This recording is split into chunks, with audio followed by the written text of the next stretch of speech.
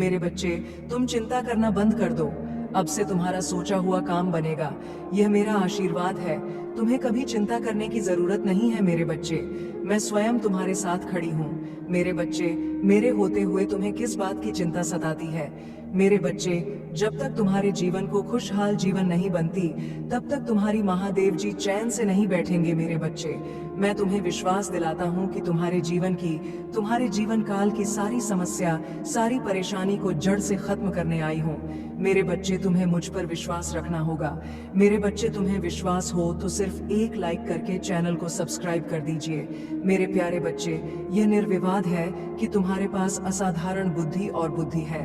हालांकि आपको यह समझ नहीं आ रहा है कि अपनी प्रतिभा को कहाँ प्रवाहित करें। ये मेरे लिए बहुत चिंता का विषय है मेरे बच्चे, क्योंकि ऐसे लोग हैं जो तुम्हें नुकसान पहुंचाना चाहते हैं। अपने क्रोध को अपने परिवार, विशेषकर अपने महादेव जी पिता पर निर्देशित करने के बजाय आपको उनसे सम्मान पूर्वक संपर्क करना चाहिए।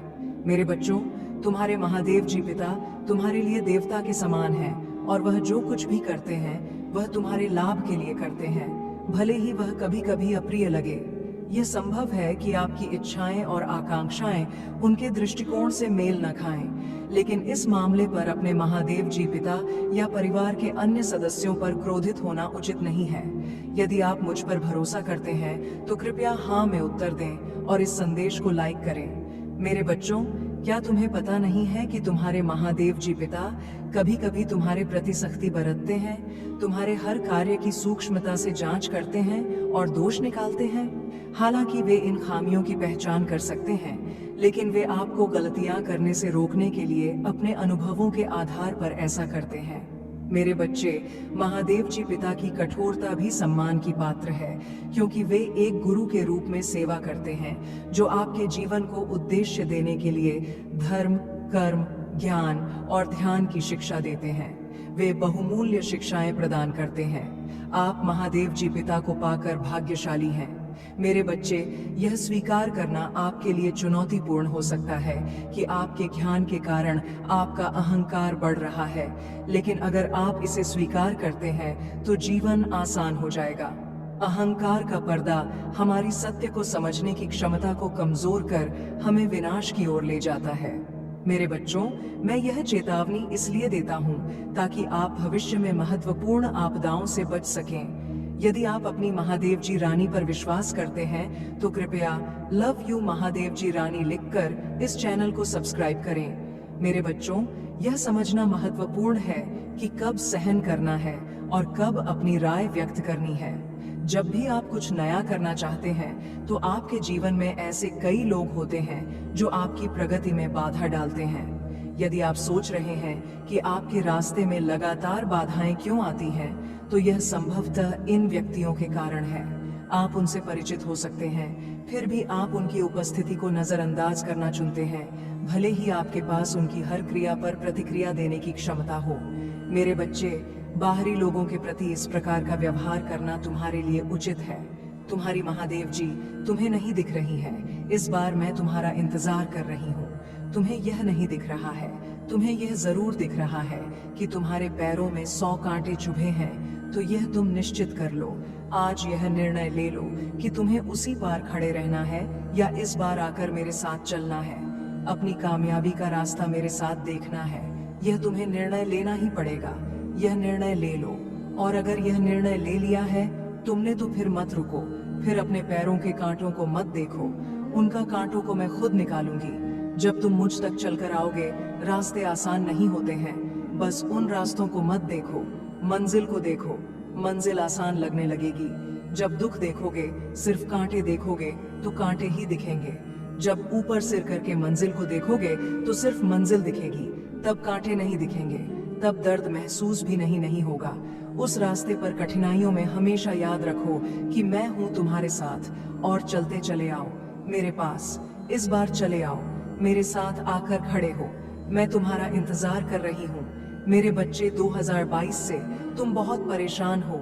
जैसे जैसे समय गुजरा, साल गुजरे, तुम्हारी परेशानियों और बढ़ने लगी, और 2023 में तो तुम्हें वह सब कुछ देखना पड़ा जिसकी तुमने कभी कल्पना भी नहीं की थी। तुमने अपने बुरे बुरे सपने में भी नहीं सोचा था कि तुम्हारे साथ वह सब कुछ होगा जो तुम्हारे साथ 2023 में हुआ।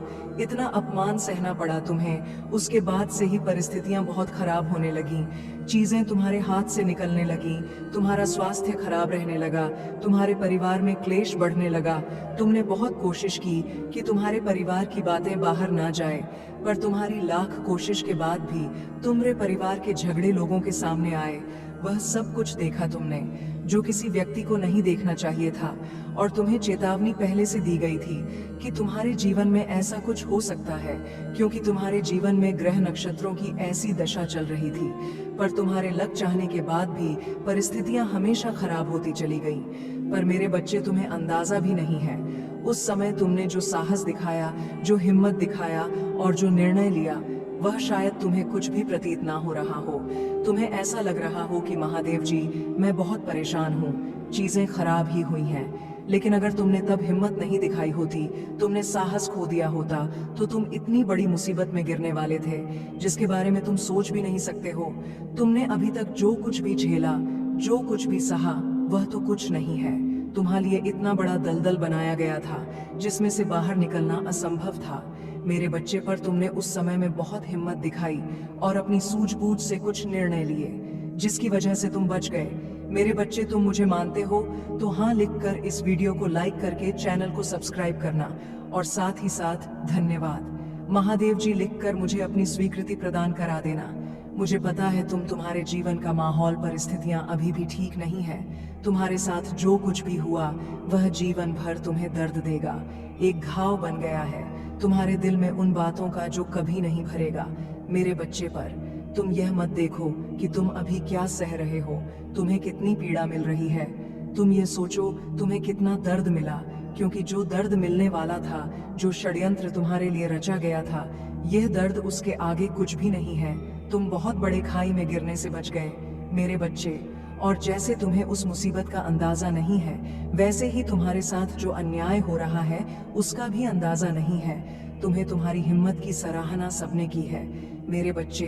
तुमने कठिन से कठिन समय में भी अपने आप को टूटने नहीं दिया, बिखरने नहीं दिया, हमेशा खुद को संभाल कर रखा। एक वक्त पर तुम्हारा खाना पना तक छूट गया था, पर तुम्हारी हिम्मत ने तुम्हारा साथ नहीं छोड़ा।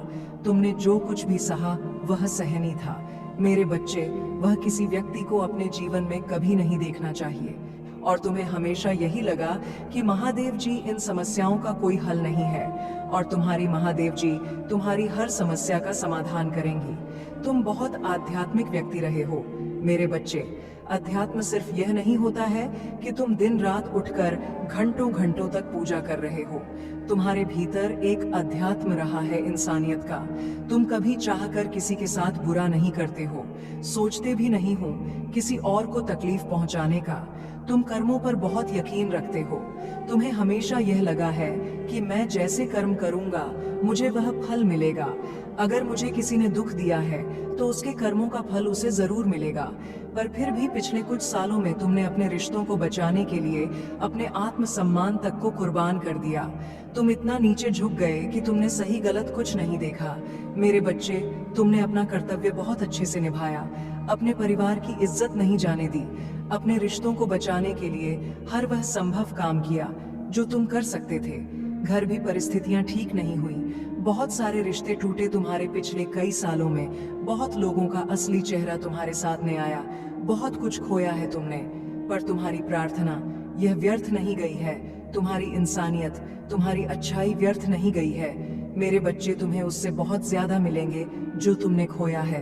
तुम्हारे जीवन का वह बुरा पड़ाव तुम्हारे जीवन में क्या सकारात्मकता लेकर आया है, उस बात पर ध्यान दो। अब तुम इतने साहसी हो गए हो कि अब तुम्हें कोई नहीं हिला सकता है मेरे बच्चे। अब तुम्हें कोई डूबा नहीं सकता है, कोई फिर से तुम्हारे साथ इतना बड़ा छल नहीं कर सकता है। तुम्हारे अपने अब तुम्हें धोखा नहीं दे सकते हैं।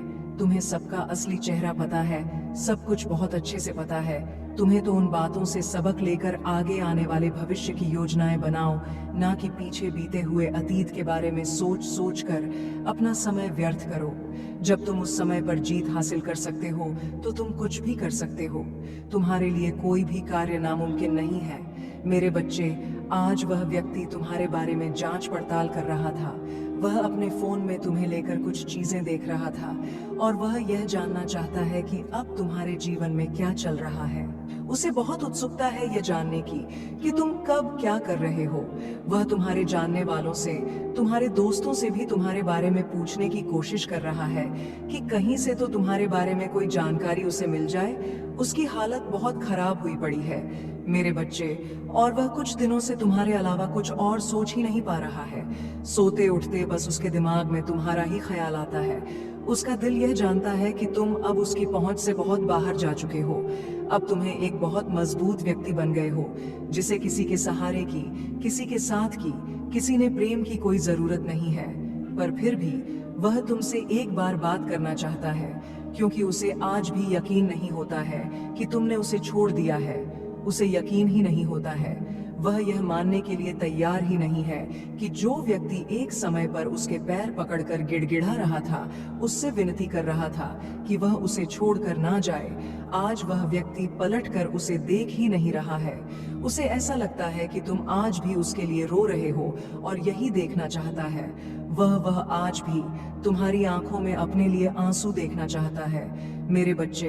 अब तो उसे सपने भी तुम्हारे ही आ रहे हैं और उन सपनों में भी उसे डर ही लग रहा है कि कहीं तुम हमेशा के लिए उसे भूल ना जाओ और कहीं तुम कभी उसे माफ ही ना करो।